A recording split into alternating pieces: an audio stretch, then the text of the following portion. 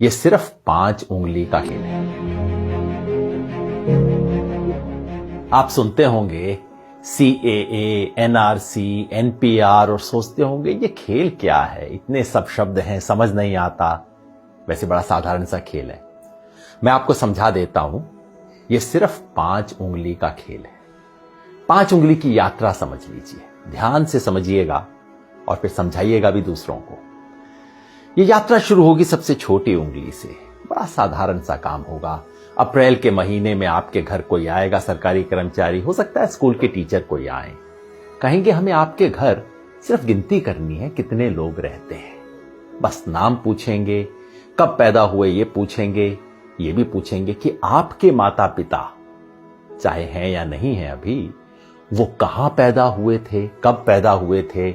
आधार card का number मांगेंगे, driving licence मांगेंगे, कोई प्रमाण नहीं मांगेंगे। उस वक्त आपको लगेगा छोटा सा मामला है। ये छोटी उंगली का पहला कदम ये है NPR वाली छोटी सी उंगली। फिर दूसरी उंगली ये D वाली उंगली है। D क्यों? क्योंकि आपके घर से जब एक बार ले जाएंगे लिख के, उसके बाद तहसीलदार के दफ्तर में, किसी सरकारी दफ्तर के अंदर कुछ टाइम बाद, हो सकता है कुछ महीने बाद, चुपचाप से उस लिस्ट का मूल्यांकन किया जाएगा और कोई सरकारी कर्मचारी उस लिस्ट में कुछ नामों के आगे D लिख देगा। D का मतलब डाउटफुल। डाउटफुल का मतलब संदेहास्पद, जिस पर शक है। किस बात का शक है? कि ये भारत के नागरिक दरअसल हैं नहीं। भाई कैसे फैसला होगा? कानून में कहीं नहीं लिखा कैसे फैसला होगा। हो सकता है आप अपने माता पिता की आयु नहीं बता पाए हो, कहां पैदा हुए हैं नहीं बता पाए हो सकता है आधार कार्ड आपके नाम से इशू हो लेकिन आपके पास नंबर ना हो, कुछ भी हो सकता है।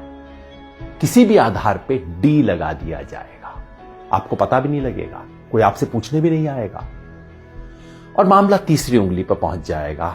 ये तीसरी और बड़ी उंगली है, ये है NRC वाली उंगली। जिन लोगों के नाम के आगे D लगा होगा, समझ लीजिए आपके मोहल्ले में 500 लोग हैं, 1000 लोग हैं, उनमें से 50 के नाम के आगे D लग गया। उन 50 लोगों को चिट्ठी आएगी, पूरे परिवार में नहीं। हो सकता है परिवार में बहू को चिट्ठी आए, बेटे को ना आए, बाप के नाम चिट्ठी आए, पोते के नाम चिट्ठी ना आए। कुछ लोगों के नाम चिट्ठी आएगी और उन्हें कहा जाएगा, नोटिस दिया जाएगा, अब आप साबित कीजिए कि आप भारत के नागरिक हैं। कैसे साबित करेंगे?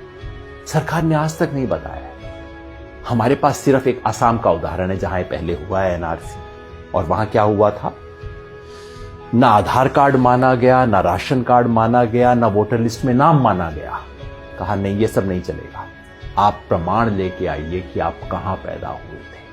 आज से 30 साल पहले वोटर लिस्ट में आपका नाम था कि नहीं था, पुरखों का नाम था कि नहीं था, कोई संपत्ति का प्रमाण पत्र लेके आइए।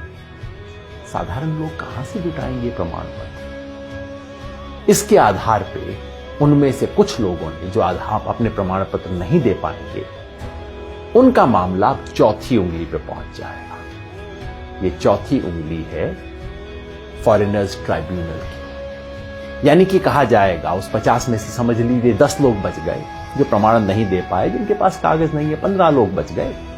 उनको कहा जाएगा अब आपको आखिरी मौका दिया जा रहा है। ये उंगली आखिरी मौके की उंगली है। आखिरी मौका दिया जा रहा है, फॉरेनर ट्राइब्यूनल है, विदेशियों की अदालत है। अब उसमें जाके आप साबित कीजिए कि आप विदेशी हैं कि नहीं। अगर मुसलमान हैं तब तो कोई चांस ही नहीं है, क्योंकि यहां अब CAA का खेल शुरू हो जाए। अगर मुसलमान हैं, आपको विदेशी माना गया है, तो अब आप तो विदेशी हैं ही हैं, चाहे आपके बाप दादा यहां पे 500 साल से, 1000 साल से रहते आ रहे हैं।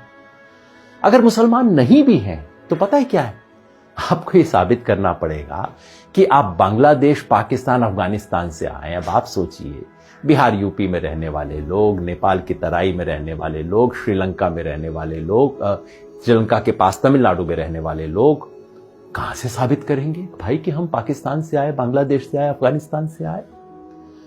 फॉरेनर ट्राइब्यूनल में अगर साबित आप नहीं कर पाए, जो लोग भी साबित नहीं कर पाए, वो लोग विदेशी घोषित हो जाएंगे और मामला अब चौथी उंगली से अब अंगूठे पे पहुंच जाएगा, अंगूठे तले दबने वाला। ये है डिटेंशन सेंटर। डिटेंशन सेंटर का मतलब जेल, विदेशियों के लिए बनी हुई खास जेल। भारत सरकार इसके नियम बना चुकी है। डिटेंशन सेंटर असम में बन चुका है, कर्नाटका में काम करना शुरू कर चुका है, बाकी 10 राज्यों में बन रहे हैं डिटेंशन सेंटर। जिस व्यक्ति के पुरखे पता नहीं कब से यहां पे रहते आ रहे होंगे, उसे अपनी ही मिट्टी में विदेशी बना के डिटेंशन सेंटर में डाल दिया जाएगा। यह है खेल। शुरू होगा छोटी उंगली से, एनपीआर से, और खत्म होगा कुछ लोगों के लिए। हो सकता है 1000 में से 1 लोग, हो सकता है 1000 में से 2 लोग डिटेंशन सेंटर में जाएं। क्या ये चाहते हैं? अगर नहीं चाहते तो इसे रोकने का एक ही तरीका है। ये 5 उंगली का खेल कैसे रुकेगा? जैसे ही पहली उंगली मोड़ने की कोशिश हो, आप 5 उंगलियां कर लीजिए बंद, मुट्ठी लीजिए कस और उठा दीजिए अपना हाथ। विरोध करना होगा, यानी कि जब पहली उंगली उठे एनपीआर वाली, एनपीआर का बायकॉट करना होगा। पूरे देश में जो नागरिकता संशोधन के बारे में आंदोलन चल रहे हैं, उन सब ने मिलकर कॉल दिया है। हम भारत के लोग, we the people of India, जो देश के 120 से ज्यादा संगठनों ने इकट्ठा होकर बनाया है, सब ने कहा है कि एनपीआर का बायकॉट करें।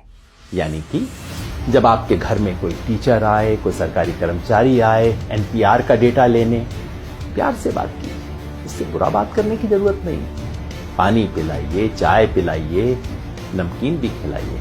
नमक खिलाना बहुत जरूरी है, क्योंकि ये संविधान का नमक खाते हैं, याद दिलाना है। ये कर्मचारी इस देश के कर्मचारी हैं, किसी पार्टी के नहीं है। सब कुछ दीजिए, प्यार से कीजिए, लेकिन कागज नहीं लिखवाएं, कागज में कोई सूचना नहीं दें, क्योंकि एक बार सूचना दी फिर मामला आपके हाथ से बाहर। कागज नहीं लिखवाएं। और अगर वो कहें कि ये तो कानून है, आपको करना पड़ेगा, उन्हें प्यार से कहिए, मास्टर जी आपकी बड़ी इज्जत कर रहे हैं, लेकिन क्या करें, महात्मा गांधी की इज्जत थोड़ा ज्यादा कर। इस देश के राष्ट्रपिता ने कहा था कि अगर कोई असंवैधानिक, अन्यायपूर्ण कानून है, उसका विरोध करना हमारा अधिकार ही नहीं, हमारा कर्तव्य भी है, हमारा हक भी है, हमारा फर्ज भी है। इसी रास्ते पे हमें चलना होगा।